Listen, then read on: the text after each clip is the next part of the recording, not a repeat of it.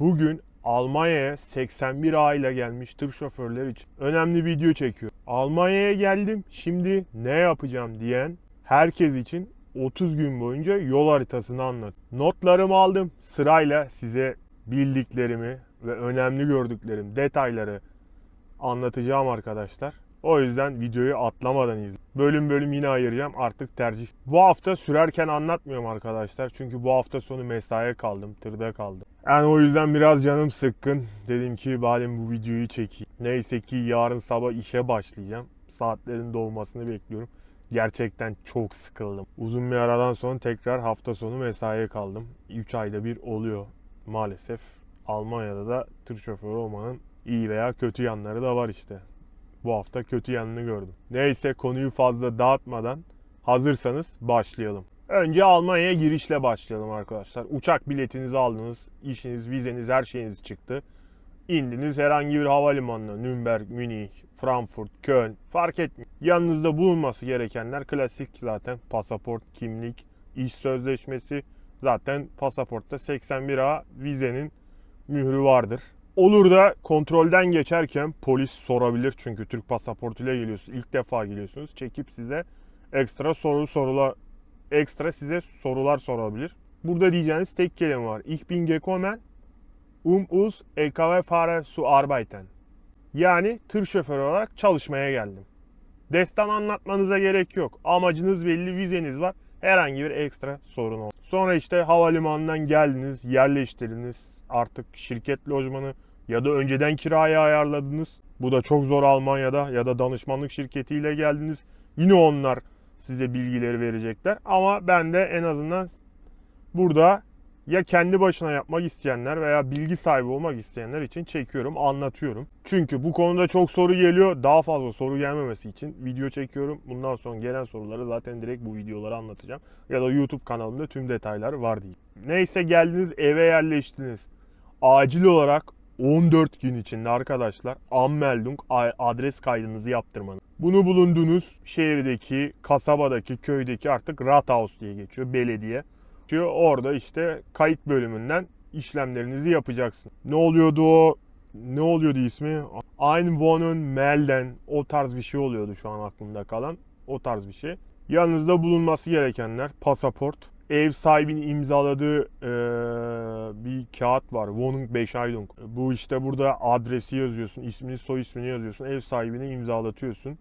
O da kendi bilgilerini yazıyor, onu onaylıyor zaten o şekilde. Varsa örneği şuraya bir yere ekleyeceğim, görürsün. Onu zaten ev sahibinden mutlaka isteyin. O size mecbur. Kira sözleşmesine gerek yok. Ben defalarca götürdüm. Hiç ilgilenmediler bile.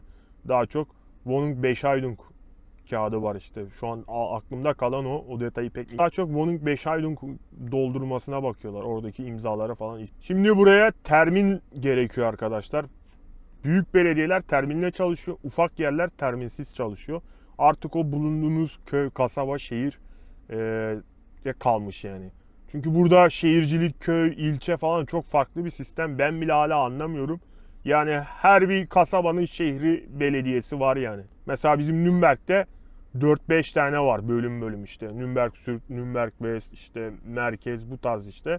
Ben genelde bütün işlemleri Süd'de hallediyorum. Diğerlerinde de halledebiliyorum ama Süd bana en yakını. İşte tercih meselesi. Ya da ufak bir kasabadasınız. Önceden ben ufak bir yerde yaşıyordum. Weidin'de yaşıyordum. Orada tek bir belediye vardı. Koronadan önce randevusuz işlemler oluyordu. Koronadan sonra randevuluya geçtiler. Yani artık daha ufak yerler var. Aklımda kalan işte şirket evleriyle uğraştığım dönemden hatırlıyorum. Hambach. Bu tarz yerler işte direkt gittiğiniz zaman size kayıt yapıyor yani. Hiç termin falan gerekmiyor. Ama Almanya'da, bakın Almanya'da çok altını çiziyorum. Termin olayına alışın arkadaşlar.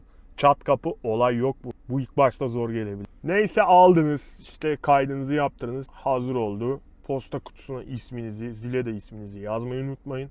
Genelde soy isim tercih ediliyor. Bilginiz olsun, adınızı, soyadınız yok. Anmeldung yapmadan, yani adres kaydınız olmadan Almanya'da herhangi bir işlem yapamazsınız. Banka hesabı açamazsınız. İşe başlayamazsınız. Ehliyet değiştirme işlemlerine başlayamazsınız. Vergi numarası gerekiyor. Yani adres kaydı önemli arkadaşlar. En hızlı şekilde ilk önce onu yapmak.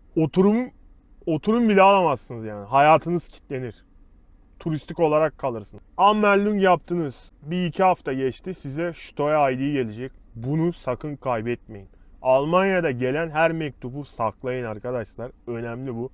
Yarın öbür gün lazım oluyor yani. Bunu da başta söyleyeyim. Sonra kayıttan sonra da oturum iznine başvuru yapmak. Burada da yine bu kısımda da Özkan ve Umut'a çok teşekkür ediyorum. Onlardan edindiğim bilgileri bir şeyler yaptım. Kendimce ortaya bir şeyler çıkarttım. Ben yapmadım ama bu şekilde yapacaksın. Oturumuz için Ausländer Behörde'ye yani yabancılar şube dairesine randevu alacaksın. Gerekli belgeler arkadaşlar, pasaport, işte iş sözleşmeniz, 81A vize onay, adres kayıt belgeniz, biyometrik fotoğraf, sağlık sigortanız. Sağlık sigortasını şirket otomatik ayarlıyor. Onda rahat olun. DAK olur, AOK olur ya da başka bir firma olur. O tercih meselesi. Hepsi aynı yani. Ben DAK kullanıyorum. Bazıları AOK kullanıyor. Hepsi aynı yani. Ben birçok Almanla ikisi de aynı işi görüyor diyorlar yani. Bazıları AOK daha iyi diyor ama hiçbir farkı yok abi. Ne farkı var? Ha, fark istiyorsan ekstra kendini ödüyorsun. Gold alıyorsun. Hiç sıra mıra beklemiyorsun randevularda. Direkt öncelikli oluyorsun. O da genelde işveren sahipleri oluyor yani. Ha, kendin de ödeyebilirsin ama sen çalışansın. Buna gerek yok. Zaten maaşla çalışıyorsun. Ekstra bir ücret yani. Tüm belgelerini hazırladın, randevunu aldın. İşte işlemi yaptırdıktan sonra size 2 yıl veya 4 yıl bir oturum kartı veriyorlar, böyle plastik kimlik gibi bir şey yani. Bu iş sözleşmenize bağlı ama iş sözleşmeniz sınırlı veya sınırsız olsun. Her şartta ilk başlarda 5 yıl alıyorsunuz ya da 4 yıl alıyorsunuz arkadaşlar. Direkt süresiz alamıyorsunuz Almanya. Süresiz olması için bayağı bir uğraşmanız gerekiyor. Bildiğim kadarıyla yani yapanlardan duymuş oldan uzun süre Almanya'da yaşam. Tabii ki banka hesabını da açmayı unutmayın. Banka hesabı açmak için işte pasaportunuz. Yani ilk başta pasaport. Sonra adres kaydınız, Steuer ID'niz, iş sözleşme. Gideceksiniz. Yine bir randevu almanız gerekiyor banka hesabı açmak için. Almanya'da termine alışın. Valla ben Almanya'da Postbank veya Commerzbank'ı öneririm arkadaşlar. Sparkasse, Volksbank gibi bankalardan uzak durun. Bunlar lokal bankalar. Şimdi mesela siz Nürnberg'deki Sparkasse'ye kaydoldunuz. Yarın öbür gün adres değiştirdiniz. Örneğin Frankfurt'a taşındınız. Sonra oradaki Frankfurt'taki Sparkasse'yi tüm bilgilerini değiştirmeniz gerekiyor. Banka hesabınız değişecek vesaire. Çok acayip bir prosedür. Acayip bir değişik bir sistem. Commerzbank veya Postbank öyle değil. Başka yere taşındınız.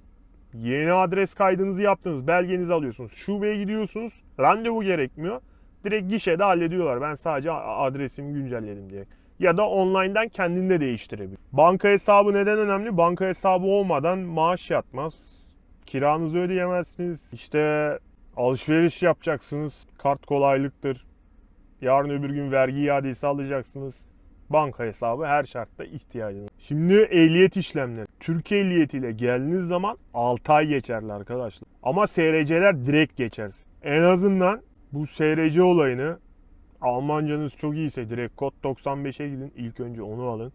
Veya Polonya üzerinden alanlar var. O kısmı tercih edin.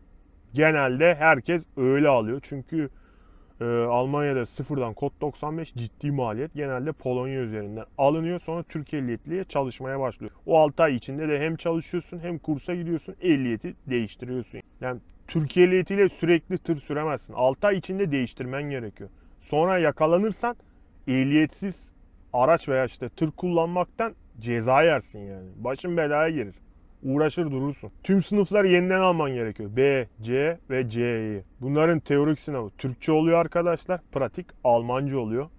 O yüzden işte burada Almanca gerekiyor yani. Almanca bilmeden gelirsen burada çok zorlanır. Yani adam sana sorular soruyor. İşte Abfahrtskontrolle var işte 5 diye soru kartları var.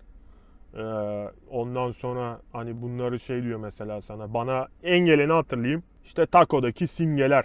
Ne gelmişti? Hani ne diyordu? Hatırlıyorum. Almancayı da hatırlayamam. Takodaki simgeleri sormuştu işte. Neydi işte Lenkenzeit, Berufsscheit, Arbeitszeit bu iki çekiç. İşte kare olan Berufsscheit. Lenkenzeit diyorsun mesela Lenkenzeit otomatik Uber 5 kilometre. Yani 5 kilometre sonra o 5 kilometre hızı geçince otomatik başlıyor falan bu tarzda. Benim bile iyi değil yani Almanca. Hani ezbere gitmiştim. Ezbere kalan cümlelerle böyle bir şeyler anlatmıştım. Sınavın başında da Almancamın iyi olmadığını söylemiştim ama sorun değil dediler. başarılı bir şekilde başarılı bir şekilde sınavların hepsini tek seferde aldım. İşte sınavda size şey der. Nächste Straße rechts abbiegen. İşte nächste zweite Lampe links ab der. Hani sağa dön, sola dön. İkinci lambadan sola dön. İşte sonra yanıltıcı yer olur mesela. Tırın giriş yasağı vardır. Der mesela geradeaus. Tuzaktır bu. Ama senin burada sürmemen gerekiyor. Onu zaten eğitimlerde sana öğretmen gösteriyor. Hani orada kısa bir açıklama yapman gerekiyor. En basitinden söyleyeyim. Geradeaus LKW ist verboten. Ich muss rechts fahren.